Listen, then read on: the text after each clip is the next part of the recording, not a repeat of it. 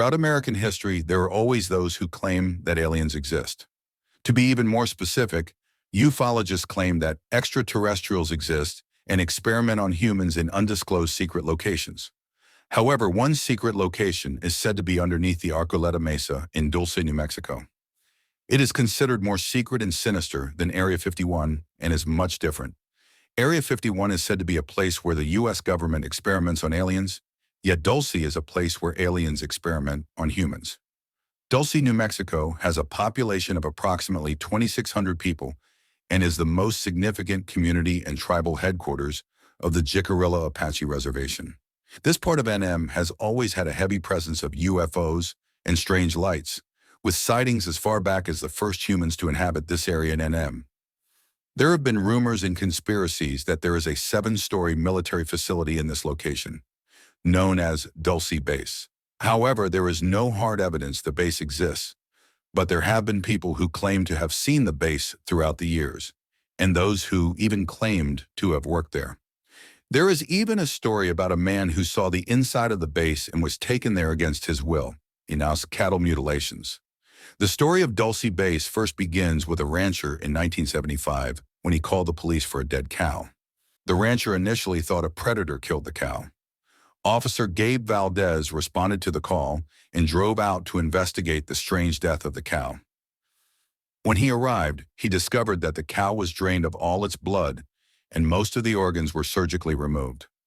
Around the cow's dead body were prints that looked like they were from a tripod, and next to these marks, the land was burned, possibly indicating there was an aircraft that landed in this area. Along with the tracks, there was a yellow, oily substance that could not be identified. Even a laboratory could not identify it. This case was so strange that the officer called Dr. Howard Burgess to investigate further.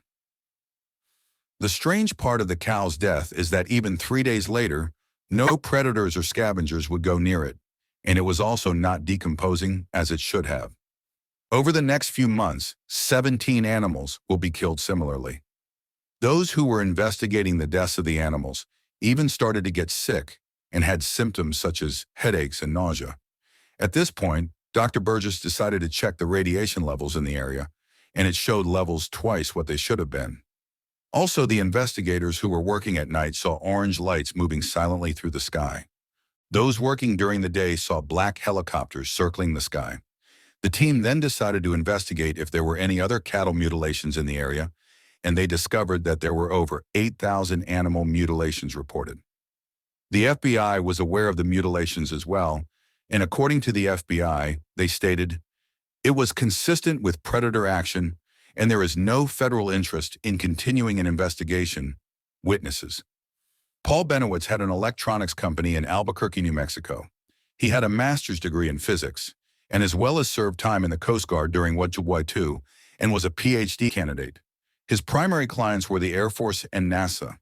He even owned a home and a lab near Kirtland Air Force Base. Kirtland Base is also one of the largest storage units for weapons. The base also has 80 underground bunkers, including a presidential shelter under the Manzano Mountains. There are over 40 tunnels to connect the bunkers. However, Paul was also curious about UFOs, and from his lab, he recorded multiple sightings of lights in the sky and radio transmissions. Paul also worked for UFO groups, including the Aerial Phenomena Research Organization, a respected organization that had scientifically grounded research. Paul attended a conference in 1979, and it was there that he met Officer Valdez and exchanged information on cattle mutilations, alien abductions, and UFO sightings in the area. While the investigations into UFOs were ongoing, a new case was discovered, and Officer Valdez asked Paul for assistance. In 1980, Myrna Hansen claimed to have had a strange occurrence while driving home one night through New Mexico. Myrna and her son reportedly saw 2 UFOs over a field. Myrna and her son decided to take a closer look, and this was when she saw a cow grazing get lifted into the air and brought into the hovering object. Myrna remembers being back in her car with the engine a few hours later. They also did not remember what happened or how they got back into the car. What she remembered was challenging to discuss, so the team hired a psychologist. The psychologist put Myrna under hypnosis to access the suppressed memories. What was revealed was terrifying. Myrna remembered seeing the lights and getting out of the car. She saw lights encircling the cows. One was elevated off the ground, and another was panicking. She then remembered that she was abducted and given a violent physical examination. However, those who abducted her never spoke verbally, but she did hear them talking to her in her mind. She was accidentally taken, but since they had her, they wanted to continue examining her and performing the procedure. Myrna described them as a gray alien. However, she also reported being taken to an underground base. While she was in this case, she saw body parts floating in vats of liquid with a horrible smell. However, the worst part of her abduction is that she remembers a device being surgically inserted into her body, and she believed this was so the aliens could track her and possibly control her. When she was taken to the hospital and received an X-ray, there was a device exactly where she said it would be. Since Benowitz was working with the Air Force Base, he reported these findings to Agent Richard Doty. Benowitz showed Doty sketches that Myrna drew from the hypnosis session. Myrna also drew sketches of the base, including hallways, rooms, and laboratories. Doty even confirmed that her drawings matched some Manzano storage rooms and bunkers. This confirms that many have suspected that aliens and the U.S. government have a partnership. In 1995, an engineer who helped build Dulce Base came forward, Phil Schneider. The Battle of Dulce Base. Phil Schneider came forward at the Preparedness Expo on a top-secret Pentagon program, the Black Budget Program. Schneider was on the geology team that was hired to construct the base. This was in 1979. However, the equipment kept breaking when they were building the base. However, not all broke, and the ones that did go through would produce a black, sooty air coming from the opening and a pungent odor that smelled of rotten garbage. So Schneider went to investigate the issue and discovered that the drill bits kept breaking. While he was headed to see what the problem was, he noted many armed troops on his geology camp. Schneider went on to explain he believed there were green and black berets, and at that moment, he knew something was up. When Schneider was inside the base, he claimed to have encountered a 7-foot gray alien, which smelled awful. However, at that point, another alien also showed up. Schneider began to panic and went for his gun and began to shoot.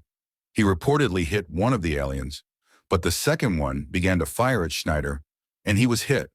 Yet Schneider said he was not hit with a standard weapon, but instead a plasma weapon, and lost a few fingers on his left hand in the attack.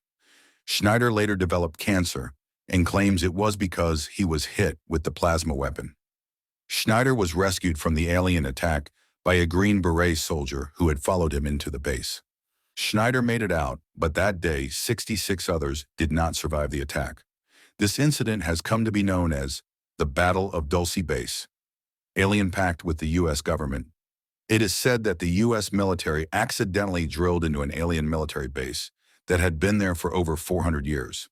It was at this point that it's believed the U.S. government made a pact with the aliens, as they knew they could not win a war against their technology.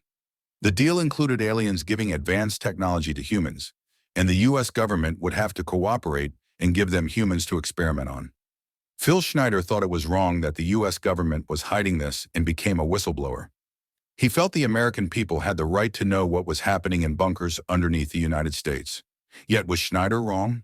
Some of the facts he spoke about included 9 races of aliens view humans as a food source, 131 secret active bases in the USA, and 1,477 worldwide, and connected by magnetic levitation trains. 7 malevolent species of aliens living on the planet, and 4 evil species. 4 treaties were signed with the aliens in the years 1944, 1954, 1962, and 1979. The Greada Treaty. 1954 was between the U.S. government and the gray aliens. The instructions of the treaty state that aliens would have permission to abduct and experiment on humans as long as the U.S. government was informed and provided a list of those abducted. So what did the humans get from the aliens? They would receive access to advanced technology, since their technology is 1,200 years ahead of human technology. He also stated that stealth technology came from aliens and a device that can cause earthquakes.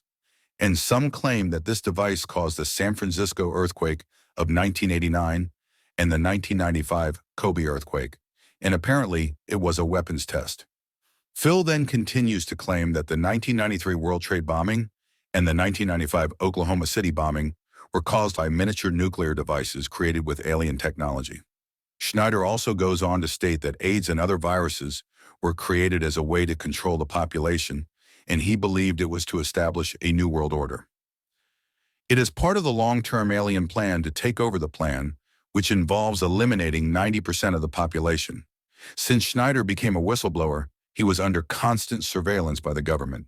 Then he was in constant fear for his life, even stating once that he had 11 friends die under mysterious circumstances, and all were ruled a suicide. Schneider even stated that if he ends up dead, it is not suicide because he would never kill himself.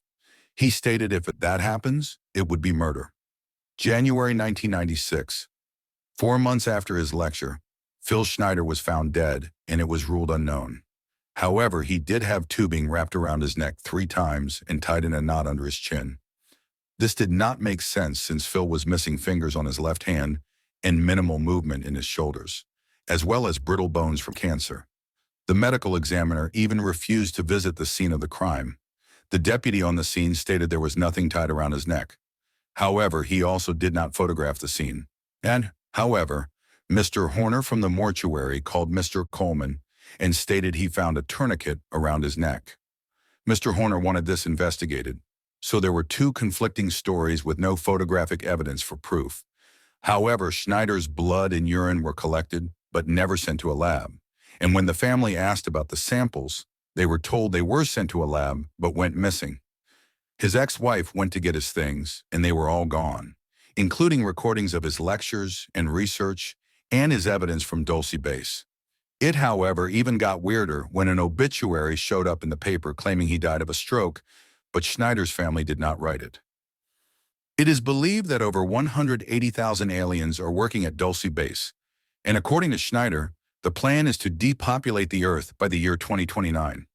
Many others also agree that aliens are here to use humans simply to be used by aliens, to help repopulate their species.